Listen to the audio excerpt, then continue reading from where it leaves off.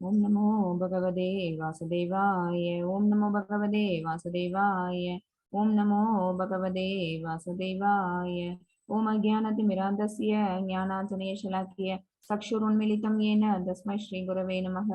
श्रीचैतन्यमनोभीष्टं स्थापितं येन भूतले स्वयं रूपा कदा मह्यं तदा स्वावदन्तिहं। हे कृष्णा करुणा सिन्धो दीनबन्धो जगत्पते गोपेश गोपिका कान्ता राधा कान्ता नमोऽस्तुते। तप्त कांचन गौरांगी राधे वृंदावनेश्वरी वृषभानुसुते देवी प्रणमामि हरिप्रिये। वाञ्छाकल्पतरुभ्यश्च कृपसिन्धुभ्येव च पतितानां पावनेभ्यो वैष्णवेभ्यो नमो नमः। नमो ओं विष्णुपादाय कृष्णप्रेष्ठाय भूतले श्रीमदे भक्तिवेदान्तस्वामिनिधि नामिने। नमस्ते सरस्वती देवी गौरवाणी प्रचारिणे निर्विशेष शून्यवादी पाचायते देशतारिणे। जय श्री कृष्ण चैतन्य प्रभु नित्यानंद श्री अद्वैत गदाधर श्रीवासादि गौरभक्तवृंद। हरे कृष्णा कृष्ण कृष्ण हरे हरे हरे राम राम राम हरे हरे। सर्वं कृष्णार्पणम। Hare Krishna devotees, I welcome you all. நம்ம இன்னைக்கு பகவத்கீதை இந்த ஜேர்னில நம்ம 16th சாப்டர் நம்ம பார்க்க போறோம். ஓகேவா? இன்னைக்கு 16th சாப்டர் என்ன அப்படின்னு தெய்வாசுர சம்பந்த விபாக யோகம். தெய்வம் அப்புறம் அசுரம் ரெண்டு குணங்களும் இருக்கும். தெய்வீக குணங்களும் அப்புறம் அசுர குணங்களும். அதோட இயற்கை எப்படி இருக்கும், அதோட குணங்கள்ங்கிறது எப்படி இருக்கும், அது ஒரு உயிர்வாழிக்கிட்ட இருந்ததுன்னா அவங்க அந்த சுபாவத்துக்கு தகுந்த மாதிரி அவங்க எந்த மாதிரியான செயல்பாடுகளை பண்ணுவாங்க, இது எல்லாத்தையும் அர்ஜுனனுக்கு பகவான் இங்க சொல்ல போறாங்க.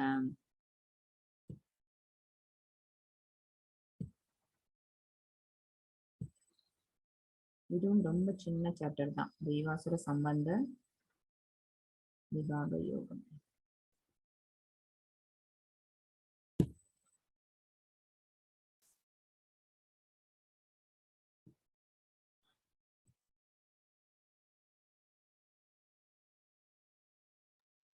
दुर्गा माताजी स्क्रीन विजिबल இருக்கா? எஸ் மாதாஜி, கிளியரா இருக்கு. வாய்ஸ் கிளியரா இருக்கு மாதாஜி.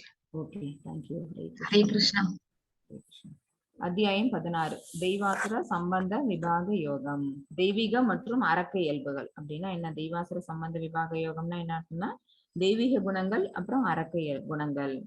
இந்த ரெண்டு இயல்பும் யாருக்கிட்ட இருக்கு அப்படின்னு பாத்தீங்கன்னா, இப்ப கலியுகத்துல அப்படின்னு பார்த்தோம் அப்படின்னா ஒரே மனிதன் கிட்டே இது ரெண்டுமே இருக்குது. ஓகேவா? ஒரு யுகமா நம்ம பார்த்துக்கிட்டே வந்தோம்னு வச்சுக்கோங்களேன். ஃபர்ஸ்ட் யுகம் சத்தியுகத்துல பாத்தீங்க அப்படின்னா வேற வேற கிரகத்துல இருப்பாங்க. தெய்வங்கள் அப்படிங்கிறவங்க வந்து அவங்க இருக்கக்கூடிய கிரகங்கிறதே வேறு, அசுரகுணம் உள்ள அசுரர்கள்ங்கிறது இருக்கக்கூடிய கிரகமே வேறு. ஓகேவா? பகவான் என்ன செய்யறாங்க அப்படின்னா இரண்யாட்சனை வந்து வதம் பண்றதுக்காக அவங்க வராக ரூபம் எடுத்து அவங்க வராங்க. வந்துட்டு இரண்யாட்சனை அவங்க வதம் பண்றாங்க. ஏன்னா அவன் என்ன பண்றான் அப்படின்னா பூமிய வந்தா சுருட்டி கொண்டு போய் கடலுக்கடியில ஒளிய வச்சிடறான். ஓகேவா? சோ அந்த மாதிரி அரக்கு இயல்பு படைத்த அந்த அசுரனை அழிக்கிறதுக்காக பகவான் எங்கேருந்து வராங்க அப்படின்னு பாத்தீங்கன்னா அவங்களுடைய ஆன்மீக தளத்துல இருந்து வராங்க. சோ தெய்வீக குணம் அப்படிங்கிறது ஒரு இடத்துலயும் அசுரகுணம் நிறைந்த அசுரர்கள் வேற ஒரு இடத்துலயும் இருந்தாங்க.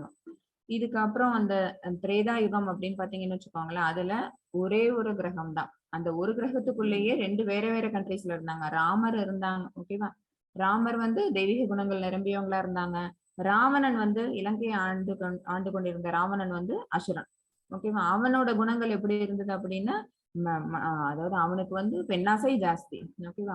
அவன் பண்ணக்கூடிய செயல்பாடுகள் எல்லாம் எப்படி இருக்கும் அப்படின்னா, நானும் தெய்வத்துக்கு சமமானவன் தான், எனக்கும் வந்து அவங்களோட குவாலிட்டிஸ் எல்லாம் நானும் நிரம்ப பெற்றிருக்கிறேன், என்னையும் எல்லாரும் வணங்கணும், எனக்கும் வந்து அவங்களுக்கு கொடுக்கக்கூடிய அதே மரியாதை எனக்கும் கொடுக்கணும் அப்படின்னு சொல்லிட்டு அது எல்லாமே இந்த குணங்கள் எல்லாமே என்ன அப்படின்னா தேவையில்லாத குணங்கள், வேண்டாத குணங்கள், அது மேல மேல வீழ்ச்சியை தான் கொடுக்கக்கூடிய குணங்கள். அந்த குணங்களை கொண்டிருந்தான் அவன். அகம்பாவம் அது பிடிச்சிருந்தது. சோ அது வந்து அதனால என்னாச்சு, சீதையை கவர்ந்தான். சீதையை திருப்பி காப்பாத்திட்டு வரணும் அப்படிங்கிறதுக்காக ராமன் வந்தாங்க. வந்துட்டு அசுரனுக்கு அவனுடைய உயிரிழப்பு அப்படிங்கிறது அந்த இடத்துல நடந்தது. சோ ஒரு கிரகத்துக்குள்ளேயே நடந்த ரெண்டு விஷயங்கள். சோ அப்ப அங்க வேற வேற கிரகத்துல இருந்தது. அடுத்தது பாத்தீங்க திரேதாயுகத்துல அப்படின்னு பாத்தீங்கன்னா ஒரே இடத்துல வேற வேற கண்ட்ரில நடந்த விஷயங்களா இருந்தது. துவாபரயுகத்துல பாத்தீங்கன்னா ஒரே குடும்பம், அதுல வேற வேற மக்கள்கிட்ட இருந்தது.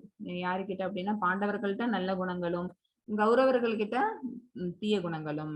இந்த வேண்டாத அசுர குணங்கள் பூரா துரியோதனர்கள்ட்ட இருந்ததுனாலதான் அவங்க எல்லாருக்கும் அழிவுக்கு காரணமா அதுவே போச்சு. என்ன அப்படின்னா மண்ணாசை. ஓகேவா? அது பெண்ணாசை அப்படின்னா இது மண்ணாசை. ஓகேவா?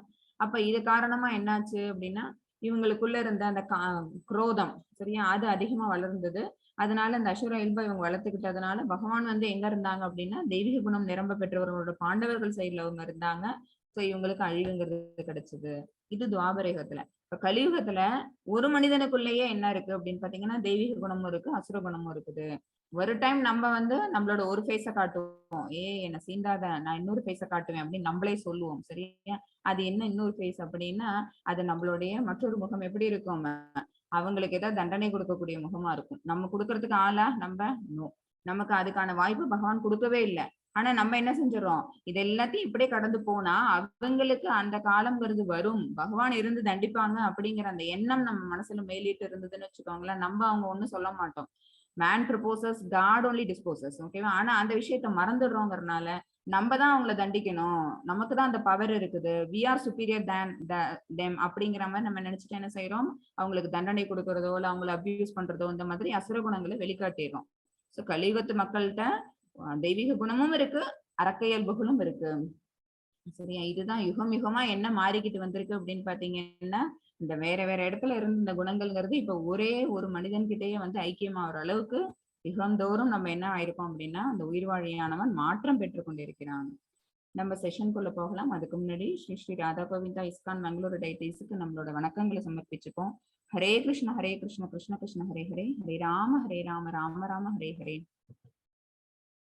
மாதாஜி 16.1, 2, 3 மூணுமே வாசிச்சு கொடுங்களேன். எஸ், ஒரு நிமிஷம். ஹரே கிருஷ்ண. ஸ்ரீ பகவான் உவாச்ச அபயம் சத்ஸ சம்சுத்தி ஞான யோக வியவஸ்திதிஹ தானம் தமஸ்ச யஜ்ஞச்ச ஸ்வாத்யாயஸ்தவ ஆர்ஜவம் அஹிம்சா சத்யமக்ரோத சத்யாக சாந்திரபைஷனம் பூதேஷு வலோலுப்தம் மார்த்தவம் க்ரீரசாபலம் தேஜக்ஷமாத்ருதிஹ சௌச்சமத்ரோஹோ நாத்திமானிதா பவந்தி சம்பதம் சத பீமபீஜாதஸ்ய பாரத. ஹரே கிருஷ்ணா மாதாஜி. ஹரே கிருஷ்ணா. ஹரே கிருஷ்ண. இதுல பகவான் வந்து இது எல்லாமே பகவான் சொல்லக்கூடிய ஸ்லோகங்கள் தான். இதுல இருக்கிறது எல்லாம் புருஷோத்தமரான முழுமுதற் கடவுள் கூறினார். என்ன இதுல சொல்றாங்க அப்படின்னா 24 குணங்களை சொல்றாங்க, 26 குணங்களை சொல்றாங்க. சாரி, 26 தெய்வீக குணங்கள் இதுல லிஸ்ட் அவுட் பண்ணப்பட்டிருக்குது. இந்த தெய்வீக குணங்கள் படைத்தவனை தான் அபிஜாதஸ்ய அப்படின்னு சொல்றாங்க. அபிஜாதஸ்ய அப்படின்னா என்ன அர்த்தம்னா, தெய்வீக குணங்கள் அந்த இயல்புகளுடைய ஒரு ஒரு உயிர்வாழி. இப்ப நம்ம இன்னுமே சில குடும்பத்துல சில சம்பிரதாயம் இருக்கும். அது என்ன அப்படின்னு, கர்ப்பாதான அப்படின்னு ஒரு சம்பிரதாயம் ஒண்ணு பண்ணுவாங்க. திருமணமான மணமக்களுக்கு பண்ணக்கூடியது. அது என்ன அப்படின்னா ஒரு சம்ஸ்காரம் பண்ணுவாங்க, கர்ப்பாதான சம்ஸ்காரம்னு சொல்லிட்டு. அது என்ன அப்படின்னா, பெற்றோர்கள் இருவரும் வந்து கிருஷ்ண உணர்வோடு இருக்கிறோம் அப்படின்னா அவங்க ரீப்ரொடியூஸ் பண்ணக்கூடிய அந்த குழந்தையானதும் எப்படி இருக்கும் அப்படின்னா ஆட்டோமேட்டிக்கா கிருஷ்ண உணர்வோட பிறப்பு எழுதணும். ஓகேவா? அதுக்கும் அந்த உணர்வுங்கிறது வந்து பெற்றோர்களிடமிருந்து கடத்தப்படும். நம்ம எல்லாருமே என்ன செய்யறோம் அப்படின்னா, ஒரு குழந்தையை பெற்றெடுக்கிறோம் அப்படின்னா அந்த குழந்தை வந்து சாதாரணமா மத்த ஒரு நாய், ஒரு எலியோ அதெல்லாம் குழந்தை பெற்றுக்கிற மாதிரி இல்லாம நம்ம என்ன செய்யணும் அப்படின்னா, நமக்கு அந்த ஞானம்ங்கிறது இருக்கு. அதனாலதான் ஏதோ ஒரு ஜென்மால செஞ்ச ஏதோ ஒரு புண்ணிய கர்மாவாலதான், அந்த விளைவுனாலதான் நம்ம இப்ப மனித உடல் எடுத்து வந்திருக்கிறோம். மனித உடல்ல எடுக்கும்போது நமக்கு என்ன தெரியுது அப்படின்னா, இந்த ஆன்மீக ஞானம் அப்படிங்கிறது நமக்கு கொஞ்சமாவது நம்மளோட மனசுல இருக்குது. அப்ப என்ன பண்ணலாம் அப்படின்னா, இந்த மனித உடல்ல கொடுத்ததுக்கான ஆதாரம் யாரு, நம்ம இந்த வாழ்க்கையை வாழறோம் அப்படின்னா அதை இதெல்லாம் அமைச்சு கொடுத்தது யாரு அப்படிங்கிற அறிவுங்கிறது நம்ம கிட்ட இருக்கும். அப்ப அவங்களுக்கு நம்ம நன்றி செலுத்தும் விதமா நம்ம என்ன செய்வோம் அப்படின்னா, அவங்களுக்கு பூஜைகள் பண்ணுவோம், பிரார்த்தனைகள் பண்ணுவோம். யாரு? பகவான் தான். ஓகேவா? அவங்களாலதான் இதெல்லாம் படைக்கப்பட்டது, அவங்களாலதான் நம்மளும் இருக்கோம், நமக்கும் ஒரு குழந்தையானது அவங்க மூலமா தான் பிறக்குது அப்படிங்கிற அந்த ஆன்மீக ஞானம் நம்ம கிட்ட இருக்கிறதுனால அந்த உணர்வு, அது பேரு தான் என்ன அப்படின்னா கிருஷ்ண உணர்வு. நம்ம செய்யற சகலமும் யாரால? அவங்களாலதான். நம்ம செய்யற சகலமும் யாருக்கு? அவங்களுக்கு தான். ஓகேவா? இந்த உணர்வோட நம்ம ஒரு குழந்தையை பெற்றுக்கிட்டோம் அப்படின்னா அந்த குழந்தைக்கும் என்ன ஆகும் அப்படின்னா அந்த கிருஷ்ணா கான்சியஸ்னஸ் அப்படிங்கிறது கடத்தப்பட்டு வரும். ஓகே, அதுதான் அபிஜாதசி அப்படிங்கிறது. ஒரு குழந்தைக்கு எப்படி அந்த கிருஷ்ண உணர்வை நம்ம அனுப்ப முடியும் அப்படின்னா, பெற்றோர்களாகிய நமக்கும் அந்த உணர்வுங்கிறது மேலோங்கி இருந்தது அப்படின்னா என்ன நடக்கும் அப்படின்னா அந்த குழந்தைக்கும் அந்த மாதிரியான குணங்களே அவங்கள கவர பண்ணும். சோ தெய்வீக இயல்புடைய உன்னதமான குழந்தையா அது பிறக்கும். ஓகே, சம்பதம் அப்படிங்கிற நீங்க ஒரு பதம் இருக்கு பாருங்க. சம்பதம் அப்படின்னா என்ன அர்த்தம் அப்படின்னா குணங்கள். என்ன மாதிரியான குணங்கள் அப்படின்னா தெய்வீக குணங்கள், நல்ல குணங்கள். 26 குணங்கள் இருக்குது. இந்த 26 குணங்களோட ஒரு ஒரு உயிர்வாழியானவன் பிறப்பெடுத்தாங்க அப்படின்னா அவங்க நிச்சயமா எங்க போவாங்க அப்படின்னா முக்தி தான், பகவானை சென்றடைவார்கள். சரியா? என்னென்ன குணங்கள்னு இப்ப நம்ம பார்ப்போம். அச்சமின்மை, தனது நிலையை தூய்மைப்படுத்துதல், ஆன்மீக ஞானத்தை விருத்தி செய்து கொள்ளுதல், தானம், சுய கட்டுப்பாடு, யாகம் செய்தல், வேதங்களை கற்றல், தவம், எளிமை, அகிம்சை, வாய்மை, கோபத்திலிருந்து விடுபட்ட தன்மை, துறவு, சாந்தி, குற்றம் காண்பதில் விருப்பமின்மை, எல்லா உயிர்களின் மீதும் கருணை, பேராசையிலிருந்து விடுபட்ட தன்மை, கண்ணியம், வெட்கம், மன உறுதி, வீரம், மன்னிக்கும் தன்மை, தைரியம், தூய்மை, பொறாமையின்மை, மரியாதையை எதிர்பார்க்காமல் இருத்தல் ஆகிய தெய்வீக குணங்கள் பரதனின் மைந்தனே தெய்வீக இயல்புடைய உன்னதமான மனிதரை சார்ந்தவை. இத சொல்லிட்டு அடுத்த ஸ்லோகம்ல சொல்லிடுவாங்க, நீ இதெல்லாம் பெற்றவன் தான், நீயும் தெய்வீக இயல்புடையவன் தான், ஏன்னா இந்த குணங்கள் எல்லாம் உங்ககிட்டயும் பூரணமா இருக்கு அப்படின்னு சொல்லிட்டு அர்ஜுனனை பார்த்து சொல்லுவாங்க 4th ஸ்லோகால. சோ இப்ப இந்த குணங்கள் போறதுக்கு முன்னாடி பகவான் வகுத்த ஒரு சின்ன ஒரு விஷயத்த நம்ம சொல்லிடணும். ஓகேவா? என்ன அப்படின்னா வர்ணாசிரம தர்மம் அப்படிங்கறது பகவான் தான் வகுத்து கொடுத்தாங்க. அது என்ன அப்படின்னு பாத்தீங்கன்னா இந்த சமுதாயத்தை மேம்படுத்துறதுக்காக, இங்கே ஆன்மீக வாழ்க்கையில நம்ம முன்னேறதுக்காக, அறிவை பெருக்கிக்கிறதுக்காக, நம்மளோட வாழ்க்கையை வளப்படுத்திக்கிறதுக்காக, இப்படி எல்லாம் எப்படி வேணாலும் நம்ம இதை மீன் பண்ணிக்கலாம். ஆனா அந்த வர்ணாசிரம தர்மம்ங்கிறது என்ன அப்படின்னு பாத்தீங்கன்னா ஒரு தொழில், நம்ம என்ன ஒரு தொழில் பண்றோம் அல்லது நம்ம என்ன ஒரு கல்வி தகுதி நம்ம வச்சுட்டு இருக்கிறோம் அப்படிங்கறத பொறுத்துதான் பிரிக்கப்பட்டதை தவிர பிறப்பினால் பிரிக்கப்பட்டது கிடையாது. ஓகேவா? அது என்ன அப்படின்னா வாழ்வியல் முறை சார்ந்து 4 விஷயங்களா பிரிக்கப்பட்டிருக்குது. அப்புறம் அவங்களோட கல்வி தகுதியை சார்ந்து 4 விஷயங்கள் பிரிக்கப்பட்டிருக்குது. வர்ணம், அப்புறம் ஆசிரமம். வாழ்வியல் முறைன்னா என்ன அர்த்தம் அப்படின்னா நமக்கு இப்ப லைஃப் ஸ்பேன் 100 இயர்ஸ்ன்னு வச்சுக்கோங்களேன். அந்த 100 இயர்ஸ் எப்படி பிரிக்கிறாங்க அப்படின்னா முதல் 25 வருஷம் பிரம்மச்சரியம், அடுத்த 25 வருஷம் கிரகஸ்தம், அதுக்கும் அடுத்தது 25 வருஷம் வானப்பிரஸ்தம், அதுக்கும் அடுத்தது சந்நியாசம். ஓகேவா? இதெல்லாம் அப்ப பிரிக்கப்பட்டது. துவாபரயுகத்தோட எண்ட்ல பகவத்கீதை பகவான் சொல்லும் போது பிரிக்கப்பட்ட வர்ணங்கள் இதெல்லாம், ஆசிரமங்கள் இதெல்லாம். இதை எந்த அளவுக்கு இப்ப நம்ம ஃபாலோ பண்ண முடியும் அப்படின்னா நம்ம மனசு இருந்தது அப்படின்னா நம்மளாலையும் ஃபாலோ பண்ணிட்டு போக முடியும். அல்லது இதுல எதை நம்மளால பண்ண முடியுமோ அதை பண்ணிடணும். ஓகேவா? சோ மனு தர்மம் இதுதான். அப்ப முதல் 25 வருஷம் எப்படி இருப்போம் அப்படின்னு பாத்தீங்கன்னா பிரம்மச்சரியத்தை கடைபிடிக்கணும். அப்ப என்ன பண்ணுவாங்க அப்படின்னு பாத்தீங்கன்னா வேத கல்வி படிக்கிறது, சுய கட்டுப்பாடோட இருக்கிறது, தவம் பண்றது, எளிமையா இருக்கிறது, இந்த மாதிரி குணங்கள் அப்ப வளர்த்துப்பாங்க. சரியா? அடுத்தது கிரகஸ்தன் அப்படின்னு வரும்போது அப்ப ஒரு குடும்ப வாழ்க்கைக்குள்ள போகும்போது அப்படி எப்படி இருப்பாங்க, குடும்பத்தோட மனைவி மக்களோட இருக்கும்போது அவங்களுக்குன்னு சில தர்மங்கள்லாம் அவங்க கொடுத்தாகணும். என்ன அப்படின்னா தானம் கொடுக்கறது, தவம் பண்றது. சரியா? அப்புறம் அங்கேயும் ஞானத்தை வளர்த்துக்கிறது, இந்த மாதிரி விஷயங்கள்லாம் அங்கேயும் உண்டு. அடுத்தது வானப்பிரஸ்தம். அது என்ன, ரிட்டையர்மெண்ட். அந்த கிரகஸ்தன் லைஃப்ல இருந்து ரிட்டையர்மெண்ட் தான் வானப்பிரஸ்தம்ங்கிறது. அண்ட் தென் தான் சன்னியாசம், கம்ப்ளீட்டா துறவுங்கிறது மேற்கொள்றது. இது ஆசிரம தர்மம். வர்ணம்ங்கிறது என்ன அப்படின்னு பாத்தீங்கன்னா அது கல்வி தகுதியின் அடிப்படையில அவங்க செய்யக்கூடிய தொழில் அடிப்படையில அவங்கள 4ஆ பிரிச்சிருக்கிறாங்க. என்னென்ன அப்படின்னு பாத்தீங்கன்னா பிராமணாஸ், அப்புறம் சத்ரியாஸ், அப்புறம் வைஷ்யாஸ், அப்புறம் சூத்ராஸ். ஓகேவா? அதுல பிராமணர்கள் எதுல வருவாங்க அப்படின்னா சன்னியாசம் போறவங்க ஆல்மோஸ்ட் எப்படி இருப்பாங்க அப்படின்னு பாத்தீங்கன்னா வேத கல்வி படிச்சவங்களாதான் இருப்பாங்க. பிராமணர்கள் எல்லாருமே வேத கல்வி படிச்சவங்க. அது தெரிஞ்சவங்களுக்கு தான் என்ன தெரியும் அப்படின்னா இந்த மாதிரியான ஒரு ஆசிரம விதிகள் இருக்குது. ஓகேவா? மத்தவங்க எல்லாருக்கும் விட இந்த ஞானம் யாருக்கு அதிகமா இருக்கும் அப்படின்னா வேத கல்வி பயின்ற பிராமணர்களுக்கு. அவங்களுக்கு இந்த ஆசிரம விதிகள் எல்லாம் தெரியும். பிரம்மச்சரியம் கடைபிடிக்கணும், கிரகஸ்தனா இருக்கணும், அப்புறம் வானப்பிரஸ்தம் பண்ணணும், அப்புறம் துறவரம் போகணும் அப்படிங்கிற விஷயங்கள் அவங்களுக்கு தெளிவா தெரிஞ்சிருக்கும். இதுல நம்ம ஃபர்ஸ்ட் இருக்கிற அந்த அச்சமின்மை, தனது நிலையை தூய்மைப்படுத்துதல், ஆன்மீக ஞானத்தை விருத்தி செய்து கொள்ளுதல், இதை யாரு கண்டிப்பா ஃபாலோ பண்ணுவாங்க அப்படின்னா சன்னியாசியானவன். ஓகேவா? ஒரு உயிர்வாழியானவங்க சன்னியாசம் போறாங்கன்னு வச்சுக்கோங்களேன், அவங்களுக்கு முதல் விஷயம் அவங்க கடைபிடிக்க வேண்டிய விஷயம் என்ன அப்படின்னா அச்சமின்மை, பயம் அப்படிங்கிறது இருக்கக்கூடாது. நம்ம இந்த வாழ்க்கையை விட்டுட்டு நம்ம என்ன பண்ணிருக்கோம், ஒரு ஃபேமிலி ரன் பண்ணிட்டு இருந்திருப்போம். அந்த ஃபேமிலி ரன் பண்றதுல இருந்து நம்ம அதை தனிமைப்படுத்திட்டு ஐசோலேட் பண்ணிட்டு நம்ம காட்டுக்கு போறோம், இல்ல மலை பிரதேசங்களுக்கு போறோம், துறவரம் மேற்கொள்றோம் அப்படின்னா இதுக்கு மேல இவங்க யாரோடையும் நம்ம தொடர்பு வச்சுக்க மாட்டோம். அப்புறம் நமக்கு தேவையானதுகள் எல்லாத்தையுமே நம்ம யாருமே டிபெண்ட் பண்ணி இருக்க முடியாது. நமக்கு என்ன தேவையோ அதை நம்ம தான் செயலாற்றி பெற்றுக்கொள்ளணும். சரியா? நம்மள பாத்துக்கிறதுக்கு நாங்க யாரும் கூட வரப்போறது இல்லை. ஆனா இது என்ன எங்களை யார் பாத்துப்பா, நமக்கு தேவையானதை செஞ்சு கொடுப்பா அப்படிங்கிற பயம் அப்படின்னு இருந்ததுன்னு வச்சுக்கோங்களேன், அவங்களோட கம்ப்ளீட் துறவரம் அப்படின்னு ஏத்துக்க முடியாது.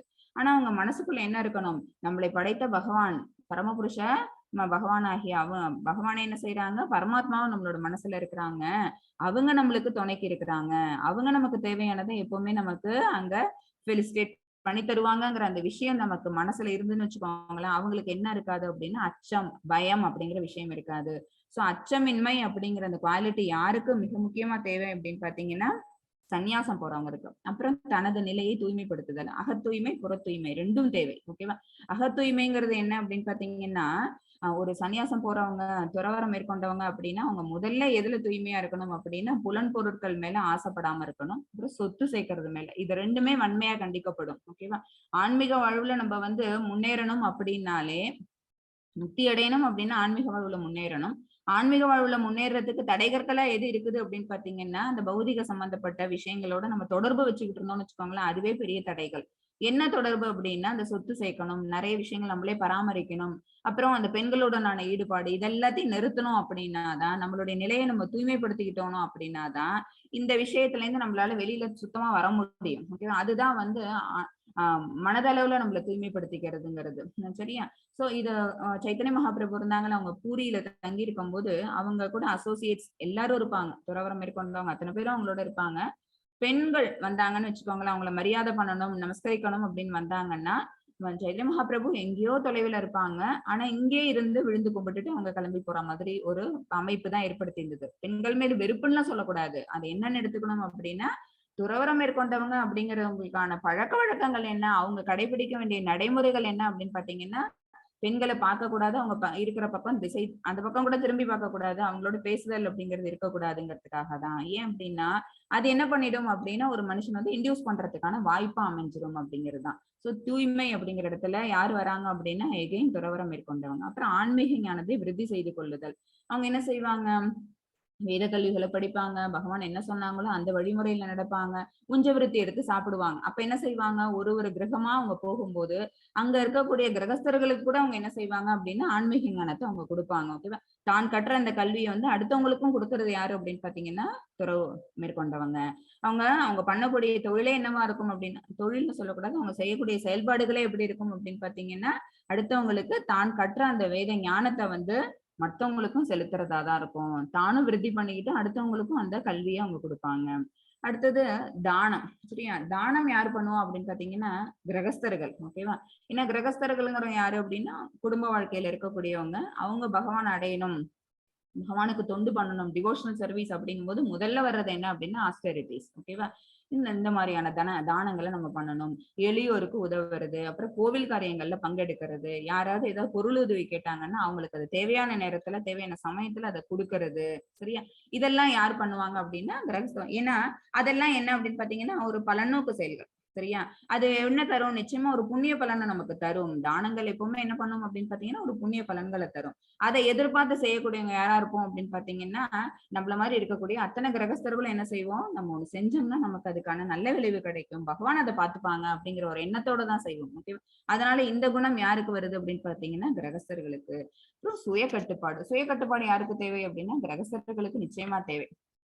பிறக்கக்கூடிய குழந்தை வந்து கிருஷ்ண உணர்வோட பிறக்கணும் அப்படிங்கிறதுக்காக நம்ம குழந்தை பெற்றுக்கிறதோ தவிர, மத்தபடி மற்ற உயிரினங்கள்ல இருக்கக்கூடிய மிருகங்கள்லாம் குழந்தை பெற்றுக்கிற மாதிரி என்ன செய்யக்கூடாது, நம்ம இருக்கக்கூடாது. நமக்குன்னு ஒண்ணு இருக்கணும் அப்படின்னு பாத்தீங்கன்னா ஒரு ஒரு செல்ஃப் கண்ட்ரோல்ங்கிறது வேணும். ஓகேவா? அப்புறம் யாகம் செய்தல். யாகம்ங்கிறது நிறைய யாகங்கள் இருக்கு, நிறைய யுகத்துல நிறைய யாகங்கள் செய்யப்பட்டது கிரகஸ்தர்களால.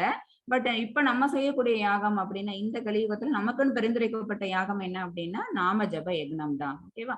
சோ டெய்லி நம்மளால முடிஞ்ச அளவுக்கு நம்மளும் நாம ஜபங்களை ஜபிச்சுக்கிட்டே இருக்கிறது இப்ப நம்ம செய்யக்கூடிய யாகங்கள் அப்படிங்கிறது.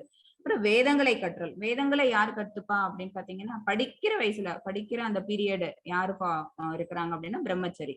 சோ பிரம்மச்சாரிகளா இருக்கக்கூடியவங்களுக்காக கொடுக்கப்பட்டது எது அப்படின்னா இந்த வேதங்களை கற்றல் அப்படிங்கிற அந்த தெய்வீக குணம்.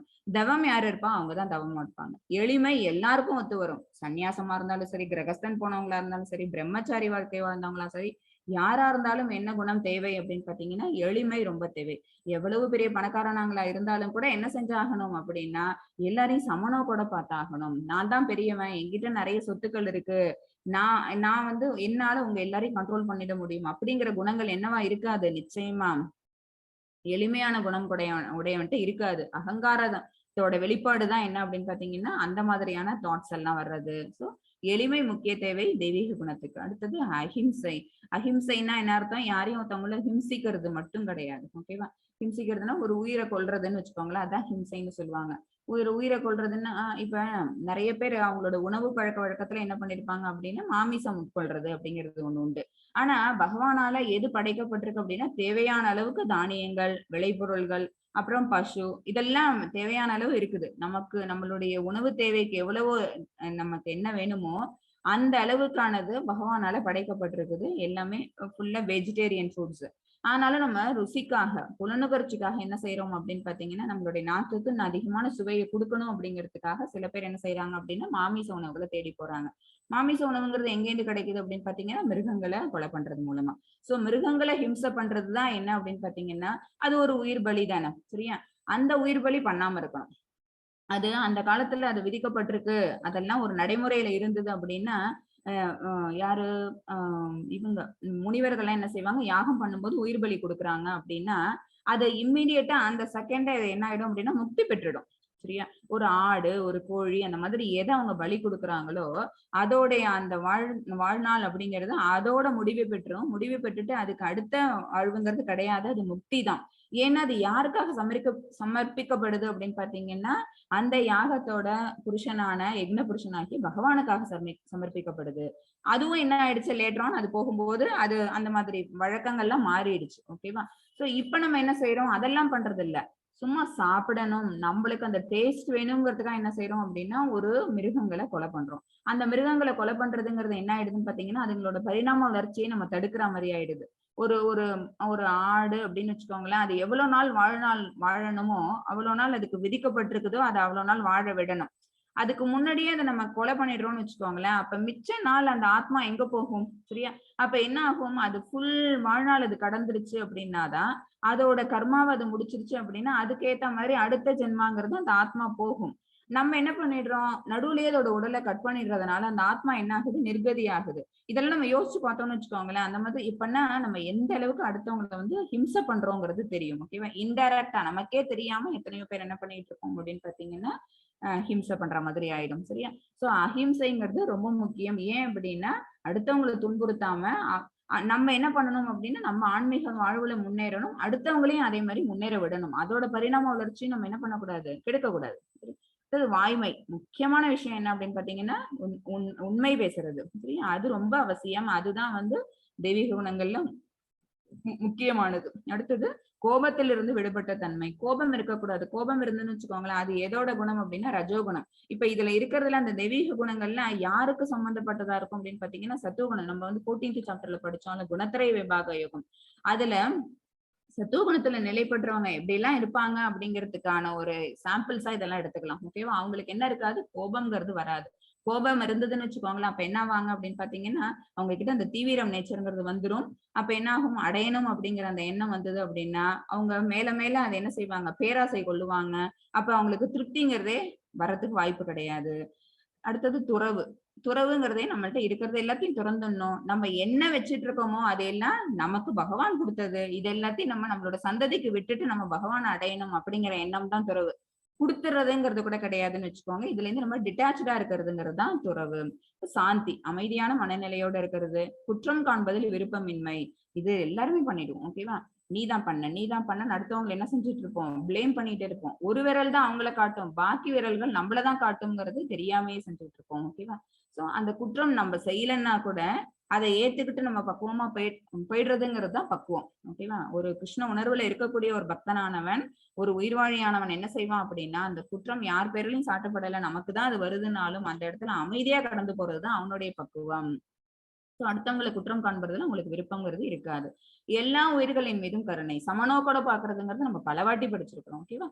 எல்லா உயிர்கள் மீதும் கருணையோட இருப்பாங்க. ஏன்னா பகவான் அவங்க அவ்வளவு மெர்சிஃபுல். சோ அவங்கள்ட்ட இருந்து வந்த நம்மளுக்கு அவங்களோட அந்த ஒரு அந்த பார்த்து தானே நம்ம பார்சல் தானே நம்ம.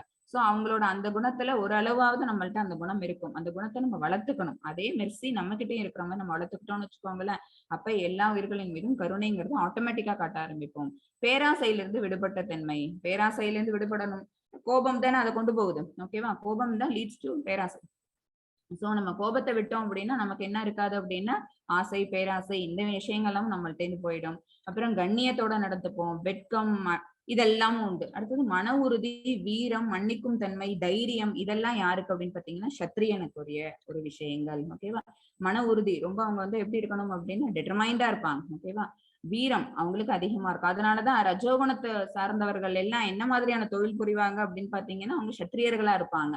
வேத கல்வி பயின்றவர்கள் அப்படின்னா அவங்கள வந்து அந்த மாதிரி கல்வி முறை இருந்தது அப்படின்னா அவங்க பிராமணர்கள் அப்படின்னும், அந்த வீரம், மன உறுதி, தைரியம், அப்புறம் தீவிர நேச்சர் இதெல்லாம் இருக்காங்க. இந்த மாதிரியான குணங்கள்லாம் ரஜோகுணங்கள்லாம் அவங்கள்ட்ட இருக்கு அப்படின்னா அவங்கள என்ன செய்யறாங்க சத்திரியன் அப்படின்னும், கொஞ்சம் ரஜோகுணமும் தமோகுணமும் சேர்ந்து இருக்கிறவங்கள வைசியர்கள்னும், கம்ப்ளீட்டா அறியாமையில தாமச குணத்துல இருக்கிறவங்கள சூத்திரர்களும் தான். இந்த மாதிரி குணங்களின் அடிப்படையில தான் பிரிக்கப்பட்டது. ஓகேவா?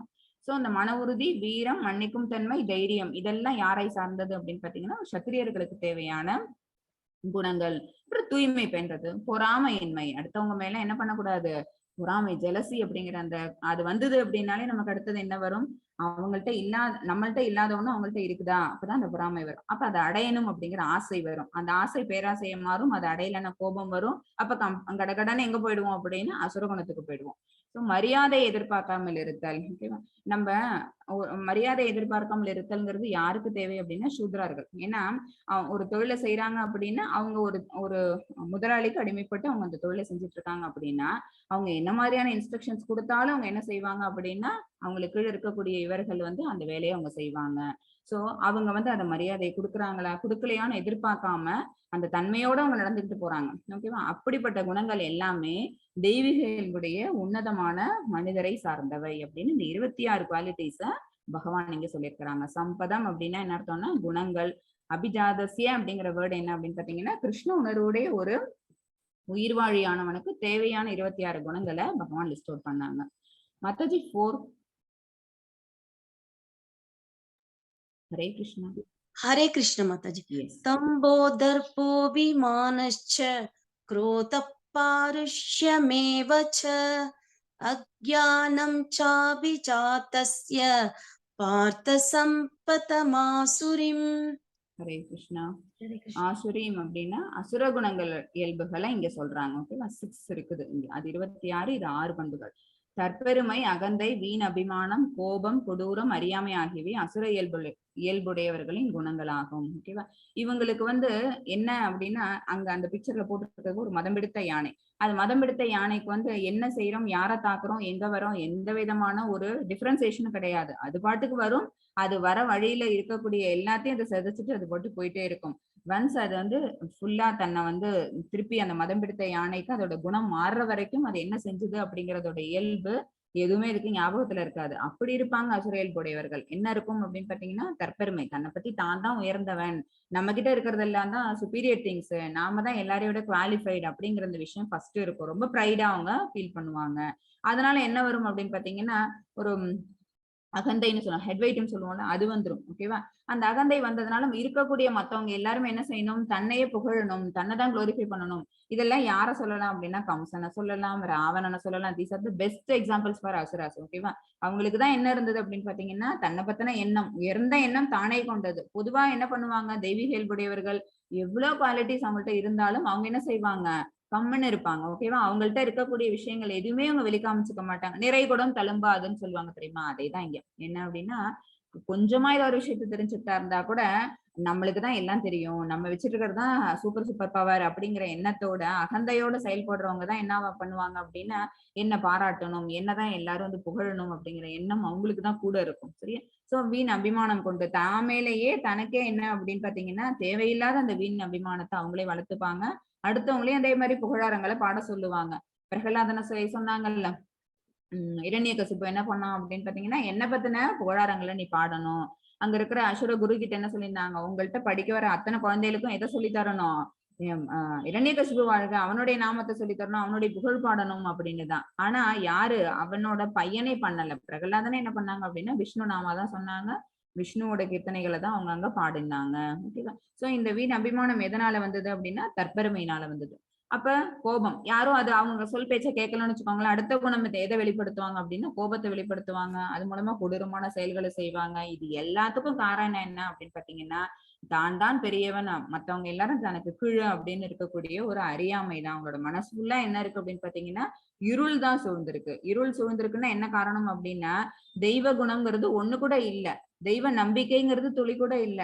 தெய்வம்னு ஒண்ணு இருக்கு. பகவான் நம்மளை விட ஒரு சுப்பீரியர் பவர் இருக்கிறாங்க. அவங்கதான் நம்மள இங்க அனுப்பியிருக்காங்க. நம்ம இவ்வளவு ஆற்றல்கள் பெற்று விளங்குறோம் அப்படின்னா அதுக்கு காரணமே அவங்கதான். சர்வ காரணம் அவங்க. அது காரணமே அவங்கதான் அப்படிங்கிறது தெரியாம அந்த அறியாமையின் பால்பட்டதுனால அசுர இயல்பவர்களுடைய குணங்கள் அப்படிங்கிறது இந்த மாதிரி தன்னை வளர்த்துக்கிறாங்க.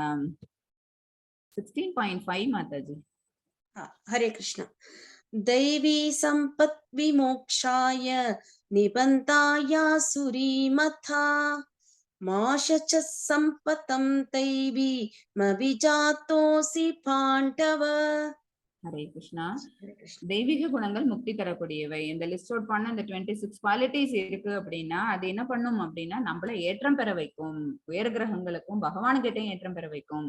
ஆனா இந்த 6 குவாலிட்டிஸ் இருக்கு, இந்த அசுர குணங்கள் இருந்தது அப்படின்னா அது என்ன பண்ணிடுது, நம்மள பந்தப்படுத்திடுது. கண்டிஷன் ஸ்டோல், ஏற்கனவே நம்ம கண்டிஷன் சோல் தான், நம்மள மேல மேல கட்டுப்படுத்திடுது. இந்த குணங்கள் இருந்ததுன்னு வச்சுக்கோங்களேன், இந்த பௌதிக வாழ்க்கையில மட்டும் நம்ம இருக்க மாட்டோம். இதை விட கீழான லோகங்களுக்கு, நரகலோகங்களுக்கு அல்லது மிருக வாழ்வுக்கு போகக்கூட வாய்ப்புகள் நிறைய இருக்குது. பாண்டுவின் மைந்தனே கவலைப்படாதே, நீ தெய்வீக குணங்களுடன் பிறந்திருக்கிறாய். ஆனா பகவான் என்ன சொல்றாங்க அப்படின்னா செக்யூர் பண்றாங்க. ஆனா அர்ஜுனன், நீ உன்னுடைய குணங்கள் எல்லாமே என்ன அப்படின்னு பாத்தீங்கன்னா தெய்வீக குணங்கள். சோ மனம் போன போக்குல நீ செயல்பட மாட்ட.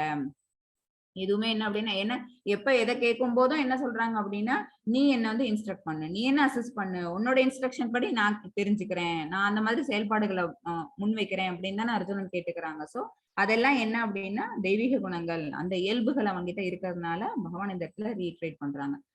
6 மாதாஜி. हरे कृष्ण।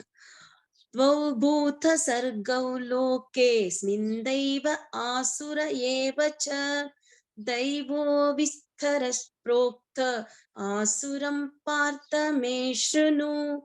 ஹரே கிருஷ்ணா. இது சாஸ்திரங்களோட ஒழுக்க விதிமுறைகள்னு வச்சுக்கோங்க, ரெகுலேஷன்ஸ் வச்சுக்கோங்க. ரெகுலேஷன்ஸை ஃபாலோ பண்றவங்க யாரு அப்படின்னு பாத்தீங்கன்னா தெய்வ குணம் படைச்சவங்க. ஒரு நான் ஃபாலோயர்ஸா இருக்கிறாங்க, அதை ஃபாலோ பண்ணாதவங்க அப்படின்னு பாத்தீங்கன்னா அவங்க அசுரகுணம் உடையவங்க. ஓகேவா? ஸோ ரூல்ஸ் அண்ட் ரெகுலேஷன்ஸ் விதிக்கப்பட்டிருக்குது, அதை ஃபாலோ பண்ணிட்டு இருக்கவங்க அசுரகுணம். பிதாவின் மைந்தனே, இவ்வுலகில் உள்ள படைக்கப்பட்ட உயிர்வாழிகளில் தெய்வீகமானவர்கள் அசுரர்கள் என இரு வகையினர் உள்ளனர். தெய்வீக குணங்களை பற்றி ஏற்கனவே மிக விவரமாக உனக்கு விளக்கியுள்ளேன். இனி அசுரர்களின் குணங்களை என்னிடமிருந்து கேட்பாயாக. முதல் 3 ஸ்லோகாஸ்ல தெய்வ குணம் என்னென்ன அப்படிங்கறது விளக்குனதுனால இனிமேல் வரக்கூடிய ஸ்லோகாஸ் எல்லாம் என்ன அப்படின்னு பாத்தீங்கன்னா அசுரையல்புடைய குணங்களை பத்தி பகவான் அவங்க எப்படி நடந்துப்பாங்க, அவங்க அந்த மாதிரி அவங்களோட செயல்பாடுகள் அமையறதுனால அவங்கள நான் எங்க மாதிரியான முடிவுக்கு அவங்களை அனுப்புவேன் அப்படின்னு பகவான் சொல்லி முடிப்பாங்க இந்த சாப்டர். சோ இந்த படைக்கப்பட்ட உயிர்வாழிகளில் தெய்வீகமானவர்கள் அசுரர்கள்னு இரு வகையினோட நேத்தி சாப்டர்ல பார்த்தோம். 2 வகையான மக்களை பார்த்தாங்க. என்ன அப்படின்னா தவறக்கூடியவர்கள், தவறாதவர்கள். ஓகேவா? யாரெல்லாம் பகவான் மாதிரி அவங்களோட குவாலிட்டிஸ் வளர்த்துட்டு இருக்காங்களோ. இன்னொருத்தவங்க தவறாதவர்கள்லாம் யாரு அப்படின்னு பாத்தீங்கன்னா கோலோக விருத்தாவனத்துல வசிக்கக்கூடிய அந்த ஆத்மாக்கள், ஜீவாத்மாக்கள் இருவகைப்படும் அதுல சொன்னாங்க. அதே மாதிரி இங்கேயும் ஜீவாத்மாக்கள் இருவகைப்படுது. ஒண்ணு தெய்வீக குணமுடைய ஜீவாத்மாக்கள், இன்னொன்னு அசுர இயல்புடைய ஜீவாத்மாக்கள். 7 மாதாஜி. हरे कृष्ण माताजी। प्रवृत्तिं च निवृत्तिं च जनान वितुरासुरा न शोचं नाभिचाचारो न सत्यं तेषु विद्यते। ஹரே கிருஷ்ணா. பிரவிருத்திம் ச நிவிருத்திம் ச, அசுர இயல்புதானே இனிமேல் சொல்ல போறேன்னு சொன்னாங்க. ஃபர்ஸ்ட் சொல்லியிருக்கிறாங்க அசுரத்தன்மை உடையவர்கள் என்ன செய்ய வேண்டும் என்ன செய்யக்கூடாது என்று அறிவதில்லை. பிரவிருத்திம் அப்படின்னா என்ன செய்யணும், நிவிருத்திம் அப்படின்னா என்ன செய்யக்கூடாது. ஓகேவா? What to do and what not to do, இந்த 2 விஷயமும் யாருக்கு தெரியாது அப்படின்னா அசுரகுணம் உடையவங்களுக்கு தெரியாது. தூய்மையோ முறையான நடத்தையோ வாய்மையோ அவர்களில் காணப்படுவதில்லை. அவங்கள்ட்ட வேற என்ன இருக்காது அப்படின்னு பாத்தீங்கன்னா இந்த தெய்வ குணங்கள்லாம் இருக்குல்ல, தூய்மை இருக்காது, முறையான நடத்தை இருக்காது, பிஹேவியர் மிஸ்பிஹேவியர்ஸ் நிறைய பண்ணுவாங்க. அடுத்தது வாய்மை, உண்மைங்கிறது அவங்கள்ட்ட காணப்படாது. ஸோ அசுரத்தன்மை உடையவர்களோட இயல்பு மேல மேல கூடிக்கிட்டே போகுது. அவங்களுக்கு எதை செய்யணும் செய்யக்கூடாதுங்கிற அந்த டிஃபரன்சியேஷன் இருக்காது. அப்புறம் தூய்மை, நடத்தை, வாய்மை இதுவும் அவங்கள்ட்ட இருக்காது. 8 மாதாஜி. हरे कृष्ण माताजी। असत असत्यमप्रतिष्ठं ते जगताहुरनीश्वरम् अपरस्परसम्भूतं किमन्यत् कामहैतुकम्. हरे ஹரே कृष्ण. கிருஷ்ணா. அவர்கள் இவ்வுலகம் பொய் என்றும் அஸ்திவாரம் இல்லாதது என்றும் கட்டுப்படுத்தும் கடவுள் எவரும் இல்லை என்றும் கூறுகின்றனர். அவங்களுக்குள்ள என்ன இல்லை அப்படின்னு பாத்தீங்கன்னா, பகவான்னு ஒருத்தவங்க இருக்கிறாங்க, அவங்களோட பிரசன்ஸ் இருக்குங்கிறதே அவங்க புரிஞ்சுக்கிறது கிடையாது. இந்த உலகமே என்ன அப்படின்னா ஒரு பொய்யானது, மாயை தோற்றம், அஸ்திவாரம் இல்லாதது. யாரும் இதை என்ன பண்ணல, இதை உருவாக்கல. இத நம்ம என்ன சொல்லியிருக்கிறோம், என்ன வேதத்துல என்ன சொல்லப்பட்டிருக்குது, இத பிரபஞ்சங்கள் எல்லாமே பகவானால படைக்கப்பட்டது. படைச்சதோட அவங்க விட்டுட்டாங்களா? இல்ல, எல்லாத்தையும் அவங்கதான் புகுந்து உள்புகுந்து அது எல்லாத்தையும் தாங்கிட்டு இருக்கிறது அவங்கதான். நேற்று ஒரு அனாலஜி சொன்னோம்ல, கைப்பிடி மண். ஓகேவா? சோ பகவான்கிட்ட அத்தனையும் பிரிஞ்சு வந்தாலும் கூட, அவங்களுடைய மூச்சு காற்று மூலமா அத்தனை பிரபஞ்சங்கள் வந்தாலும் கூட, எல்லா பிரபஞ்சங்களும் தன்னுடைய அசைவுக்கு தகுந்த மாதிரி தான் என்ன பண்ணல, இயங்கிக்கிட்டு இல்ல. எல்லாத்தோட இயக்கத்துக்கும் காரணமானவங்களா பகவானே மறுபடியும் இருக்கிறாங்க. ஓகேவா? ஆனா அஸ்திவாரம் இல்லாததுன்னு இவங்க நினைக்கிறாங்க. ஏத்திஸ்ட் இவங்க எல்லாம் என்ன சொல்றோம் அப்படின்னா நாத்திகவாதிகள்னு சொல்றோம். நாத்திகவாதிகள் என்ன செய்ய மாட்டாங்க, கடவுள் இருக்கிறார் அப்படிங்கிற அந்த விஷயத்த அவங்க நம்ப மாட்டாங்க. அதனாலே அவங்க என்ன செய்யறாங்க, அந்த பிரபஞ்ச தோற்றமே எல்லாம் பொய், இது எல்லாமே என்ன அப்படின்னு பாத்தீங்கன்னா அஸ்திவாரம் இல்லாதது, கட்டுப்படுத்தும் கடவுள் எவரும் இல்லை. நம்ம எல்லாரையும் கண்ட்ரோல் பண்ண நம்ம என்ன நினைச்சிட்டு இருக்கிறோம், சுப்ரீம் கண்ட்ரோலர்னு ஒருத்தவங்க இருக்கிறாங்க. சரியா? அந்த பகவானாலதான் எல்லாமே காக்கப்படுது, ரட்சிக்கப்படுது, ஃபைனலா டிவாஸ்டேட்டும் ஆகுது அப்படின்னு நமக்கு வேத கல்வி சொல்லி இருக்குது. ஓகேவா? நம்ம தெரிஞ்சிட்டு இருக்கிற ஞானம்ங்கிறது அதுதான். பட் ஏத்திஸ்ட் என்ன பண்ண மாட்டாங்க அப்படின்னா கடவுள் இல்லை அப்படிங்கிற விஷயத்தான் அவங்க சொல்லுவாங்க. காம இச்சையால் உண்டாக்கப்பட்டதாகவும் காமத்தை தவிர இதற்கு வேறு காரணம் இல்லை என்றும் அவர்கள் சொல்கின்றனர். இங்க இருக்கக்கூடிய ஜீவராசிகள் எல்லாம் எதனால பிறந்தாங்க, only because of the presence of அந்த sensual gratification ஆலதான், நம்மளுடைய புலனுகர்ச்சி அந்த இன்பத்தை தூய்க்கணும் அப்படிங்கிறதுக்காக தான் இங்க இருக்கிற உயிர் வாழினங்கள் எல்லாமே பல்கி பெருகிட்டு இருக்குது. இதுக்கு வேற எந்த தனிப்பட்ட காரணமும் கிடையாது. சரியா? ஆனா நம்மளுக்குள்ள என்ன இருக்கு, ஒரு தியரி ஒண்ணு இருக்கா, யாக சக்கரம்னு ஒண்ணு நம்ம படிச்சிருக்கோமா, இந்த சைக்கிள்குள்ளதான் இதெல்லாம் நடந்துகிட்டு இருக்குது. நம்ம பகவானை மகிழ்விக்கிறதுக்காக, அவங்கள சந்தோஷப்படுத்துறதுக்காக யாகங்கள் பண்றோம். அப்ப என்ன ஆகுது, அந்த யாகங்களுக்கான அதிபதியாகிய பகவானும் சரி, அப்புறம் இந்திரனும் சரி, நம்மள மேல சந்தோஷப்பட்டு நம்மள மகிழ்விக்கிறதுக்காக மறுபடியும் அவங்க என்ன செய்யறாங்க, மழையா பொழியறாங்க. மழை மூலமா அங்க இருக்கக்கூடிய ஆத்மாக்கள் எல்லாரும் கிளவுட்ஸ்ல இருப்பாங்கன்னு சொன்னோமா, இங்க இங்க உயிர்வாழிகள் எல்லாரும் தன்னுடைய உடல்ல நீத்த விட்டு அந்த ஆத்மாக்கள் எல்லாம் எங்க போகும் அப்படின்னா இன்னொரு உடலை எடுக்கும்னு சொல்லியிருக்கிறோம். அதுல நல்ல பலன்களை, சரியா, நல்ல நல்ல பலன்கள் அடையக்கூடிய அந்த ஆத்மாக்கள் என்ன பண்ணுது அப்படின்னு பாத்தீங்கன்னா உயர் லோகங்களுக்கு போய், புண்ணிய லோகங்களுக்கு போயிட்டு, ஸ்வர்க்கத்துக்கெல்லாம் போயிட்டு தன்னோட புண்ணிய பலன்கள் தீர்ற வரைக்கும் அனுபவிப்பாங்க. தீர்ந்து விட்டு அவங்க எல்லாம் எங்க நினைப்பாங்க அப்படின்னா கிளவுட்ஸா ஃபார்ம் ஆகி நிற்பாங்க. எப்ப மழை பெய்யுதோ அப்ப அத்தனையும் என்ன ஆகும் அப்படின்னு பாத்தீங்கன்னா, அது எல்லாமே விதைகள் தானே, அது எல்லாமே எங்க வருது அப்படின்னு பாத்தீங்கன்னா பூமிக்கு கீழறங்கி வரும், மண்ணுல விழும். மண்ணு மூலமா அந்த சக்தியை பெற்றுட்டு அங்க இருக்கக்கூடிய தானியங்கள்லாம் விளையும். அப்ப அந்த தானியங்களை உணவா எடுத்துக்கக்கூடிய மனிதன் அப்படிங்கிறவன், ஆண் அந்த எடுத்துக்கக்கூடியவன் பெண்ணை என்ன பண்றான், இம்பெர்னேட் பண்றாங்க. ஓகேவா? அப்ப என்ன ஆகுது அப்படின்னா கிருஷ்ண உணர்வுடைய ஒரு குழந்தைங்கிறது பிறக்குது. மறுபடியும் நம்ம என்ன செய்யறோம் அப்படின்னா, கிடைச்ச அந்த தானிய உற்பத்தியை வச்சு பகவானுக்கு நம்ம என்ன செய்யறோம், பிரசாதம் நம்ம சமர்ப்பிக்கிறோம். சோ பகவான் மறுபடியும் அந்த இடத்துல ஹாப்பினஸ். இந்த சக்கரம் நம்ம பார்த்திருக்கிறோம், யாக சக்கரம் நம்ம பார்த்திருக்கிறோம். இது யாருக்கு தெரியும் அப்படின்னு பாத்தீங்கன்னா நம்மள மாதிரி இருக்கக்கூடிய பக்தர்களுக்கு, அப்புறம் இந்த ஞானத்தை விருத்தி செஞ்சுட்டு இருக்கக்கூடியவங்களுக்கு. ஆனா இதை நம்பாதவர்கள் என்ன செய்யறாங்க, இந்த உலகமானது காம இச்சையால் உண்டாக்கப்பட்டது, இதை தவிர வேற எந்த காரணமும் கிடையாது, for the presence of all living beings அப்படிங்கிறது தான் அவங்க சொல்லிட்டு இருக்கக்கூடிய விஷயங்கள். 9 மாதாஜி. हरे कृष्ण माताजी.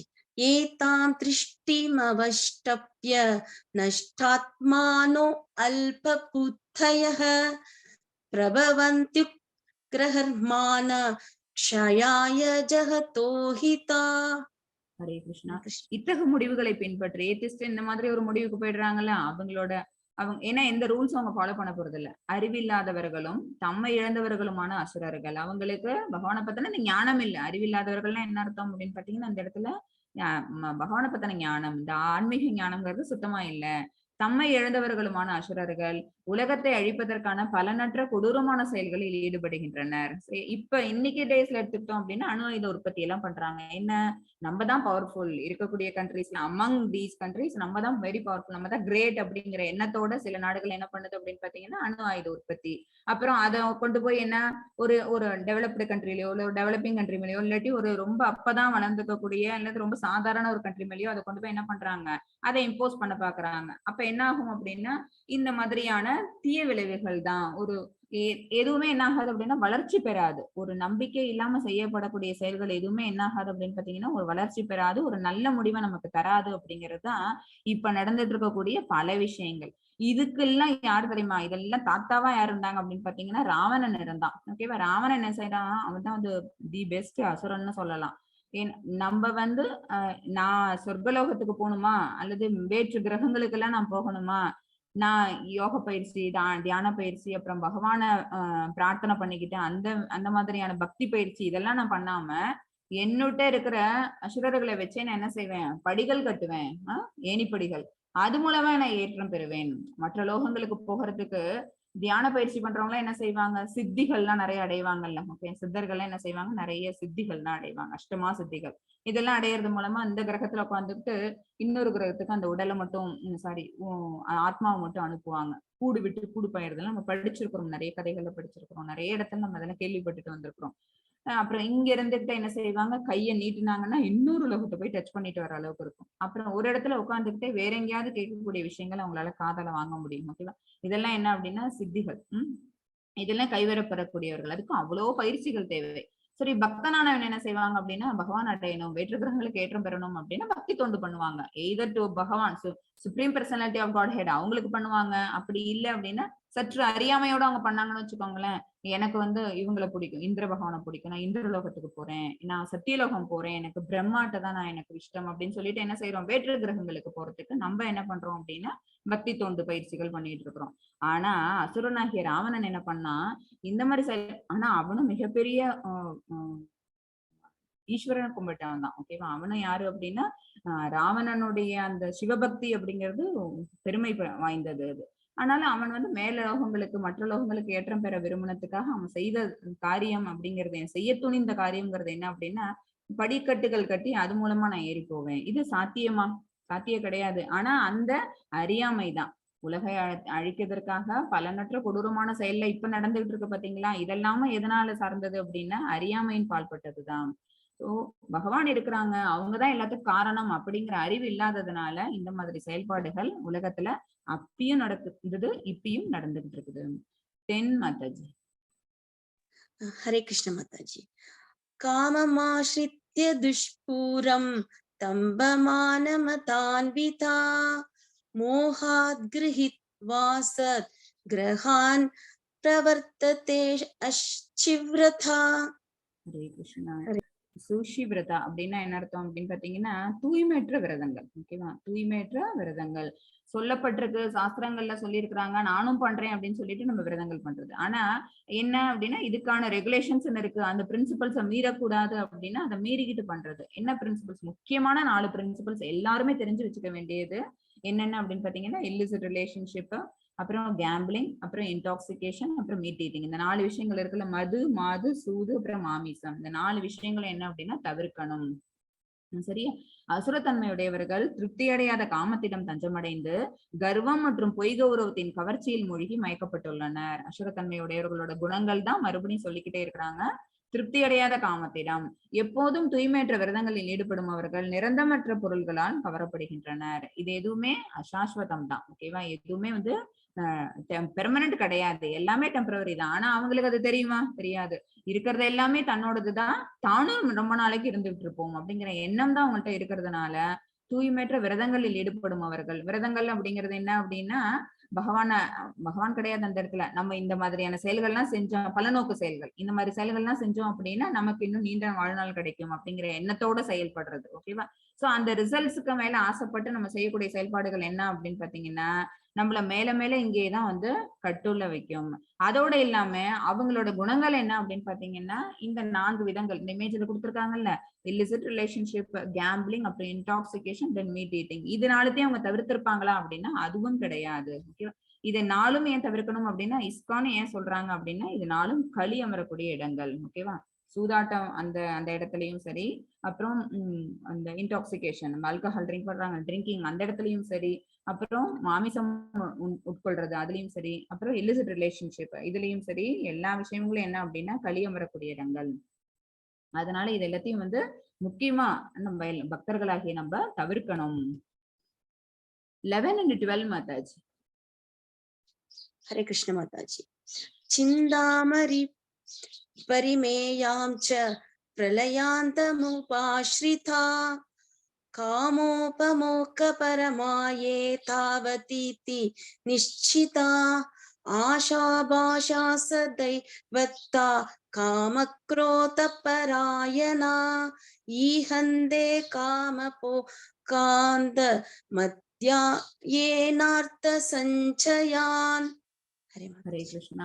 மனித நாகரிகத்தின் முக்கிய தேவை புலன்களை திருப்தி செய்வதே என்று அவர்கள் நம்புகின்றனர். இதுதான் லாஸ்ட் ஸ்லோகத்திலையும் நம்ம சொல்ல வந்தது. இதுதான் புலன்களை திருப்தி செய்வதே. அவங்க அந்த சென்சுவல் திங்ஸ் மேல அவங்களுக்கு வந்து இருக்கக்கூடிய அட்ராக்ஷன்ங்கிறது, அதை நம்ம திருப்திப்படுத்தினா போதும் அப்படி, இதுதான் இதுக்காக நம்ம மனித வாழ்க்கைங்கிறத எடுத்திருக்கிறோம், இந்த வாழ்க்கையானதை வாழ்ந்துகிட்டு இருக்கிறோம் அப்படிங்கிறது எதுக்கு அப்படின்னா இந்த கிராட்டிபிகேஷன் திங்ஸ் எல்லாத்தையும் அடையணும், அதுல இன்பப்படணும் அப்படிங்கிறதான் அவங்க நினைச்சிட்டு இருக்கிறாங்க. இவ்வாறாக வாழ்வின் இறுதி வரையுள்ளவர்களது கவலைகள் அளக்க முடியாதவை. இதே மாதிரிதான் அவங்களோட வாழையும் ப்ரொலாங்கேட் பண்ணிட்டே போனாலும் கூட அவ்வளவு நாளும் இந்த மாதிரி செயல்பாடுகள்ல தான் அவங்க இருக்க போறாங்க, மாற மாட்டாங்க. ஆசைகள் என்னும் நூற்றுக்கணக்கான கைதிகளால் பந்தப்படுத்தப்பட்டு காமத்திலும் கோபத்திலும் மூழ்கி அவர்கள் புலனுகர்ச்சிக்காக அநியாயமான வழிகளில் செல்வத்தை சேகரிக்கின்றனர். சரியா? சோ அவங்களுக்கு என்ன இருக்கு அப்படின்னு பாத்தீங்கன்னா, இந்த மாதிரி விஷயங்கள் மேல பற்று வந்துருச்சுன்னு வச்சுக்கோங்களேன், அந்த பற்றற்ற நிலைக்கு போக முடியுமா? அதுலயே ஊறி ஊறி ஊறி போயிட்டு அந்த ஆசைங்கிறது என்ன ஆகும் அப்படின்னு பாத்தீங்கன்னா மோகம், பேராசை. அப்ப அதை அடையணும் அப்படிங்கும்போது அந்த தீவிர நேச்சர் நமக்குள்ள வரும்.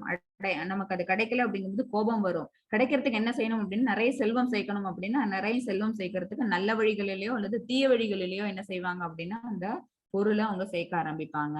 சோ பண்ணக்கூடிய விஷயங்கள் எல்லாமே நம்மள எங்க கொண்டு போயிடுது அப்படின்னு பாத்தீங்கன்னா ரொம்ப ரொம்ப ரொம்ப அழிவு பாதைக்கு கொண்டு போயிடுது.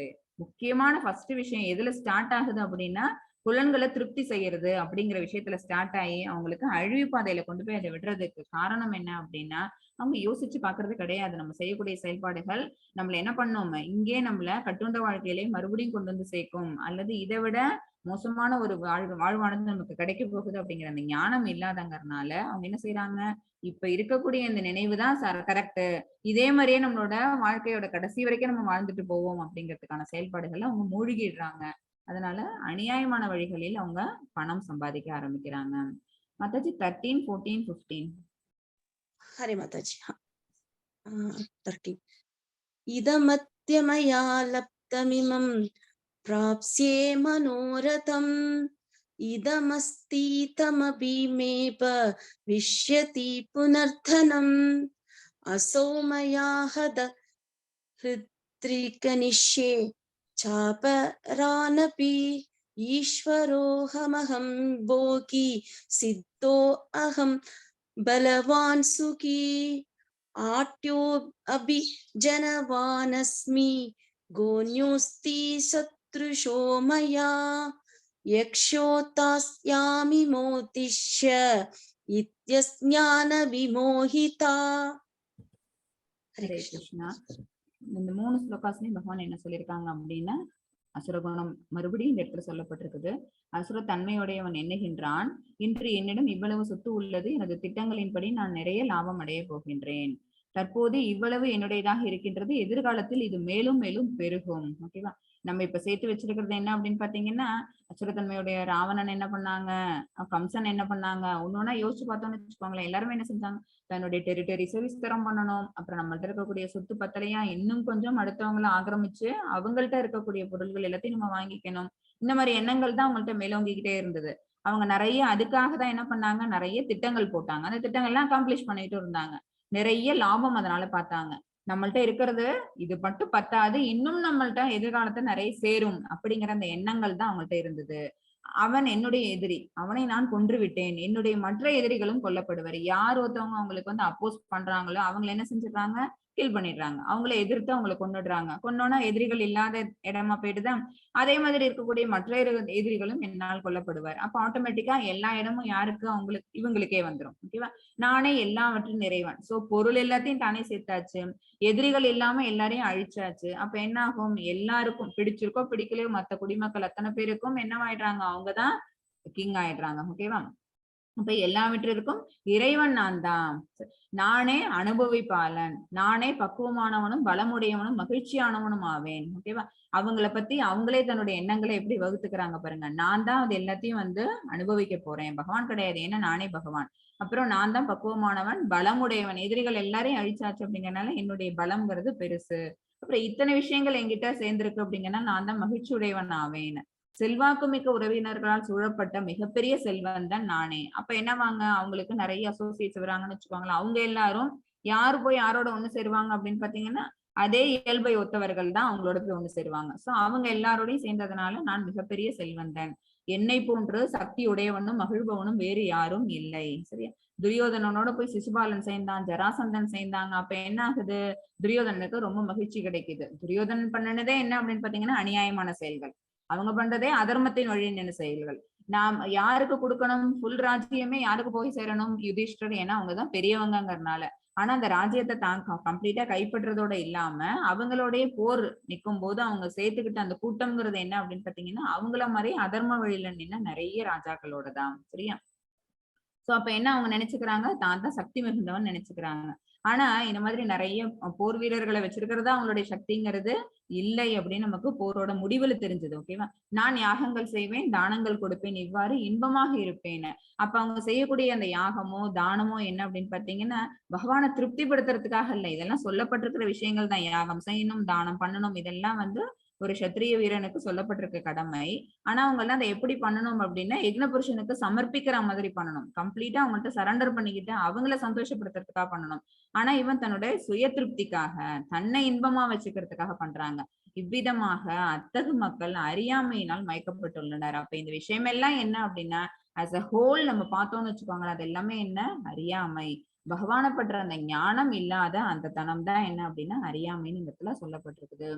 பகவானை பத்தின தெரிஞ்சவங்க யாரு அப்படின்னு பாத்தீங்கன்னா இப்ப துரியோதனாதிகளுக்கு தெரியும், ராஜசூய யாகம் பண்ணாங்க. யுதிஷ்ட மகாராஜா வந்து ராஜசூய யாகம் பண்ணாங்க. அதுக்கு வந்து யார இதுல இந்த அஸ்தனாபுரத்துல இருந்து எல்லாரையும் கூட்டுறாங்க இந்திரபிரஸ்தத்துக்கு. எல்லாரும் வந்தாங்க, சிசுபாலனும் வந்தாங்க. இருக்கக்கூடிய அத்தனை ராஜாக்களுக்கும் ஒரே மாதிரி சீட்டு போட்டு எல்லாரையும் உட்காத்தி வச்சிருந்தாங்க. அப்ப சிசுபாலன் என்ன பண்ணாங்க, கிருஷ்ண பகவானை பார்த்துட்டு இவங்களும் என்ன மாதிரி சாதாரணமானவங்க தான், கிருஷ்ண பகவானோட அவங்க சும்மாவாவது இருந்திருக்கலாம், கிருஷ்ண பகவானோட ஏற்றம் என்னங்கிறது தெரிஞ்சும் கூட அவங்க என்ன செஞ்சாங்க, அவங்கள நிந்திக்கிற மாதிரியே பல செயல்பாடுகளை அவங்க செஞ்சுக்கிட்டே இருந்தாங்க. ஆனா ஒரு வரம்ங்கிறது கொடுத்திருந்தாங்க. சிசுபாலனோட அம்மாவுக்கு கிருஷ்ண பகவான் ஒரு வரம் கொடுத்திருந்தாங்க. உங்க சிசுபாலன் வந்து தவறு ஏதாவது இழைத்தால் கூட 100 முறை வந்து அவனை வந்து மன்னிச்சிடுற அந்த ஒரு வரம் கொடுத்திருந்தாங்க. 100 முறை இருக்கு, அந்த கவுண்ட் இருக்குங்கிற நம்பிக்கையில சிசுபாலன் என்ன செஞ்சாங்க, மேல மேல மேல மேல நிந்தனை பண்ணிக்கிட்டே இருந்தாங்க. நிறைய விதமா பகவானை வந்து என்ன செஞ்சாங்க அப்படின்னா தப்பான வார்த்தைகளை போட்டு அபியூஸ் பண்ணிட்டே இருந்தாங்க. கவுண்ட ஒரு இடத்துல விட்டுட்டாங்க. 99 டைம்ஸ் நினைச்சிட்டு 100th டைமாவும் திட்டுனாங்க. பகவான் கவுண்ட் ஞாபகம் இருக்கும்ல. ஓகேவா? நம்ம நினைச்சிட்டு இருக்கிறோம் நம்ம செய்யக்கூடிய செயல்கள் இந்த 4 செவுத்துக்குள்ள அந்த கதவை மூடிட்டு நான் பண்றேன் அப்படின்னு நம்ம நினைச்சிட்டு இருப்போம். பட் யாருக்கு தெரியும், எல்லாத்தையும் அவங்க அங்க இருந்து ஒருத்தி பார்த்துட்டு இருக்கிறாங்க. ஓகே, சர்வ வல்லமை படைத்த பகவானுக்கு எல்லாமே தெரியும்.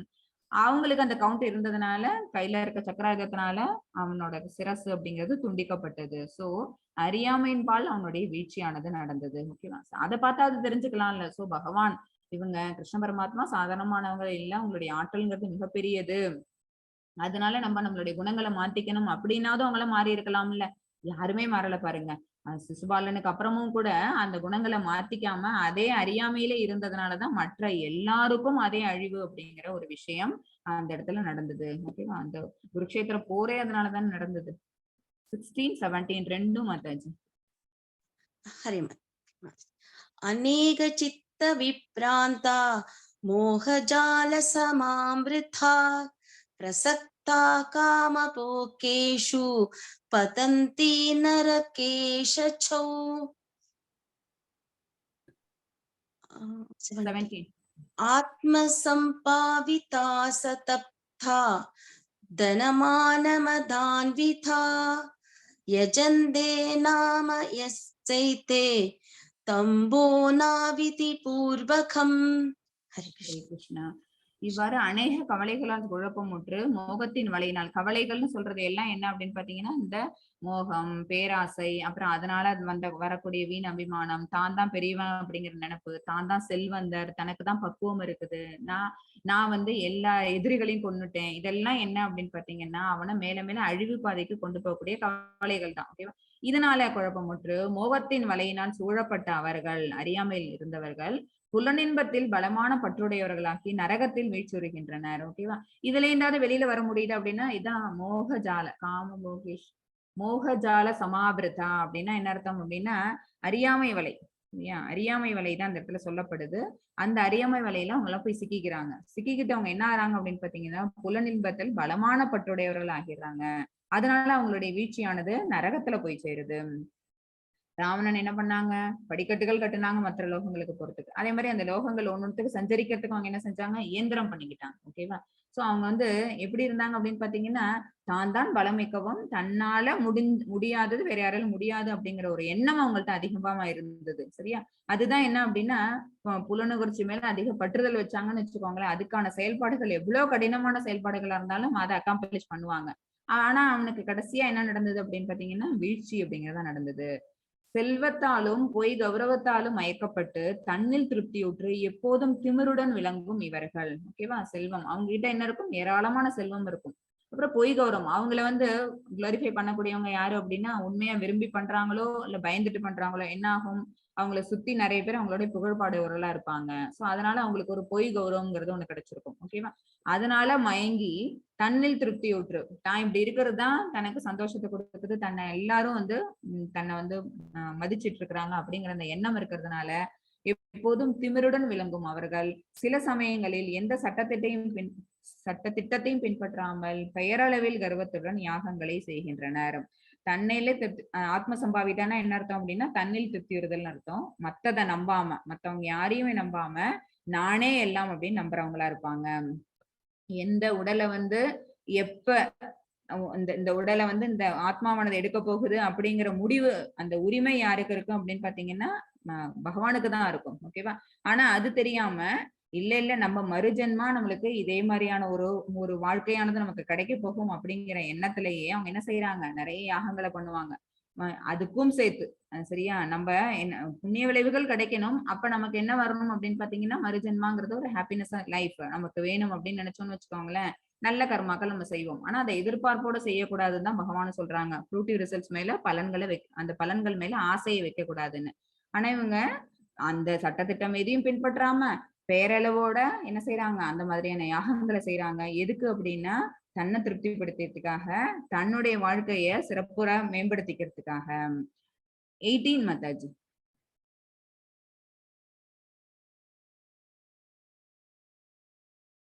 ஹரே கிருஷ்ணா.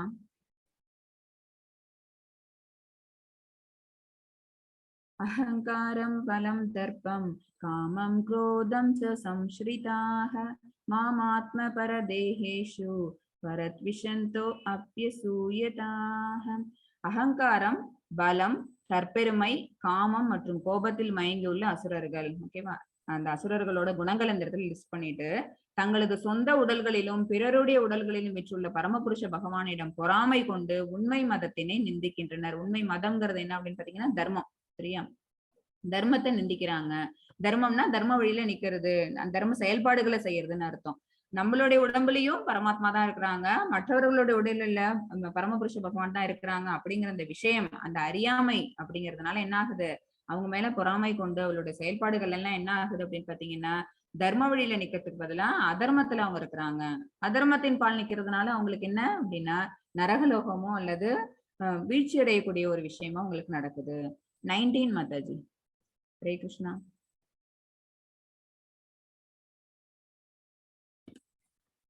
துர்கா மாதாஜி அவங்க இல்லையா? மாதாஜி இருக்காங்க மாதாஜி. ஓகே, நீங்க வாசிடுங்க. எஸ் மாதாஜி. தான் அஹம் த்விஷத் க்ரூரான் சம்சாரேஷு நராதமான் சிபாம் யஸ்ஸஸ்ரம் அசுபான் அசூரீஷ்வேவ யோனிஷு. ஹரே கிருஷ்ணா. பொறாமையுடன் கருணையின்றி இருக்கும் இத்தகு கடைநிலை மனிதர்களை, அவங்களுக்கு எப்பவுமே என்ன குவாலிட்டி மேலோங்கி இருக்குது அப்படின்னு பாத்தீங்கன்னா பொறாமை இருக்குது, அப்புறம் கருணை அப்படிங்கிறது சுத்தமா இல்லை. இந்த ரெண்டு குணங்களும் என்ன அப்படின்னு பாத்தீங்கன்னா பகவானுக்கு பிடிக்காத குணங்கள், அசுர குணங்கள். இது ரெண்டும். இத்தகு கடைநிலை மனிதர்களை ஜடவாழ்வு என்னும் கடலில் பல்வேறு அசுர இனங்களுக்குள் நான் நிரந்தரமாக தள்ளுகின்றேன். பகவான் தான் என்ன செய்யறாங்க, இந்த ஜடவாழ்வு என்னும் கடல்ல இருந்து காப்பாத்துறதுக்காக அவங்கதான் வராங்க.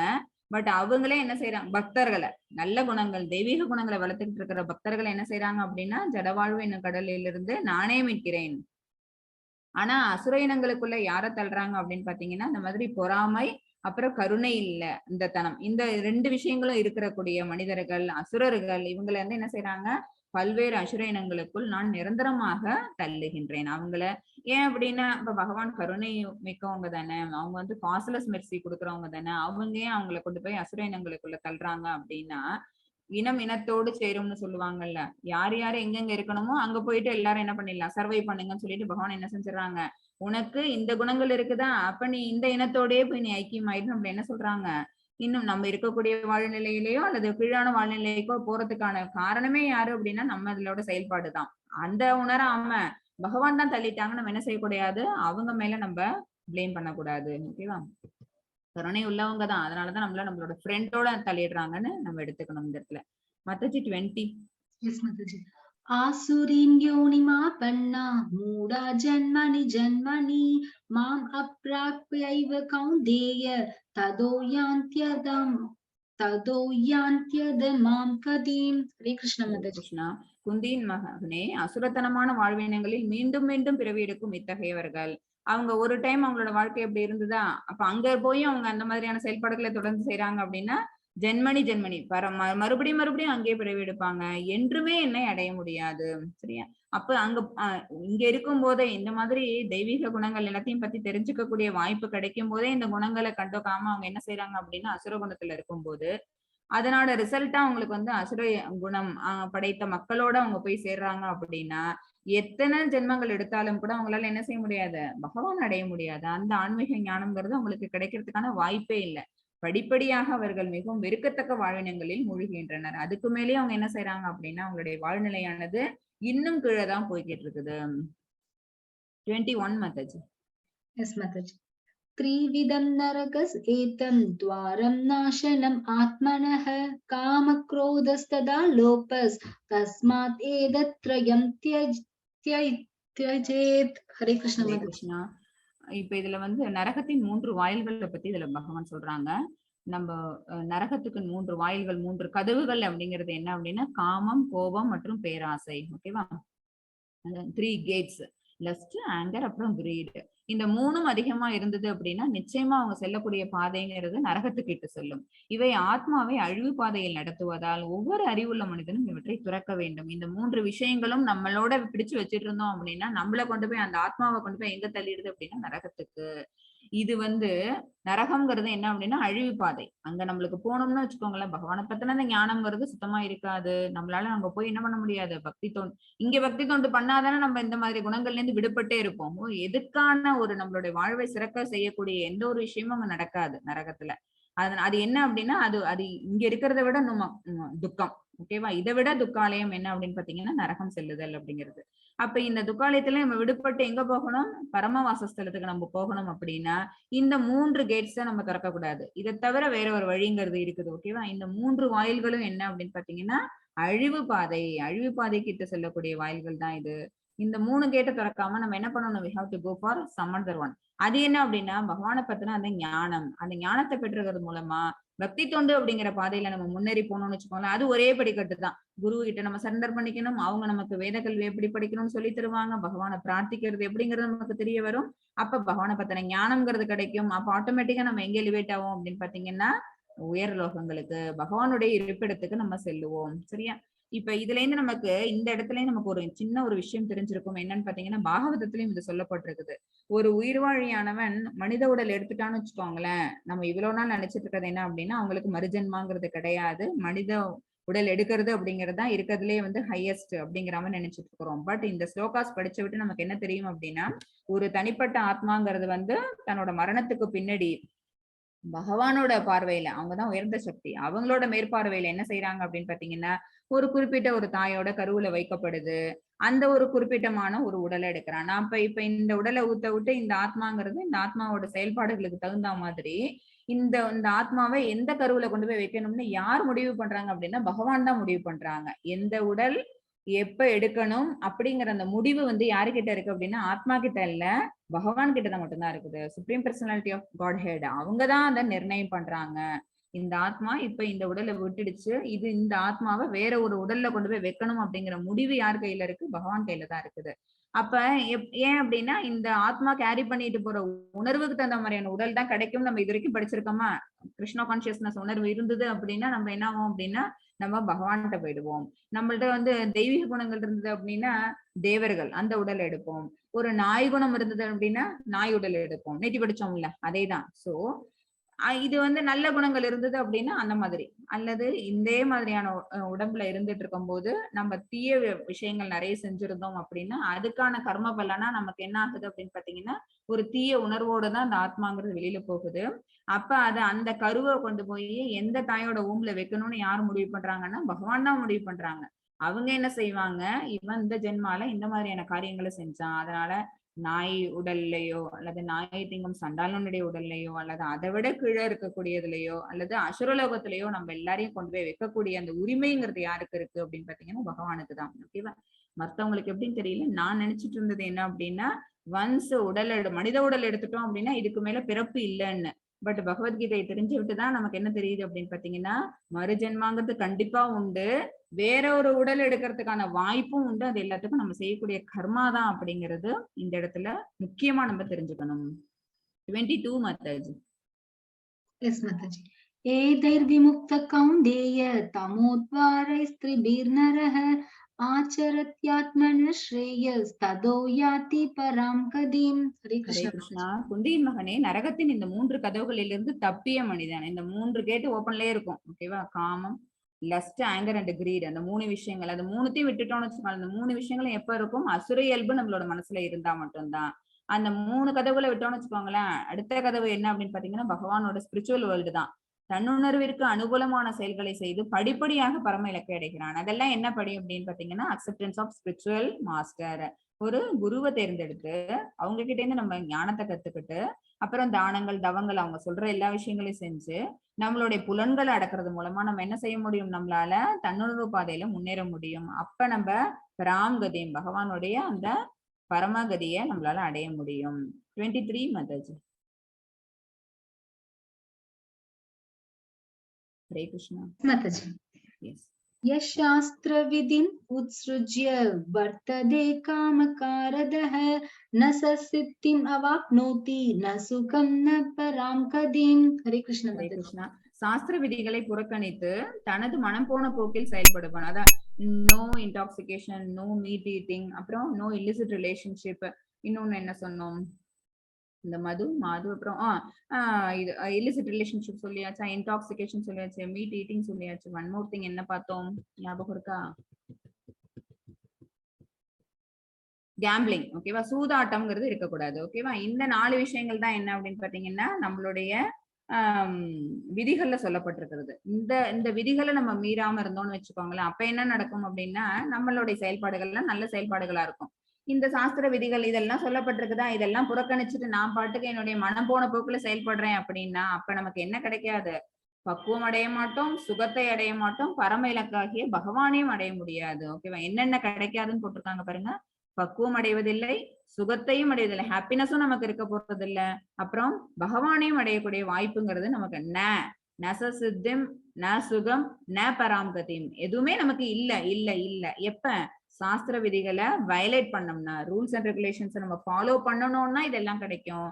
If you are not following அப்படின்னா எல்லாமே ந சித்திம் ந சுகம் ந பராம்கதிம். 24 மாதாஜி.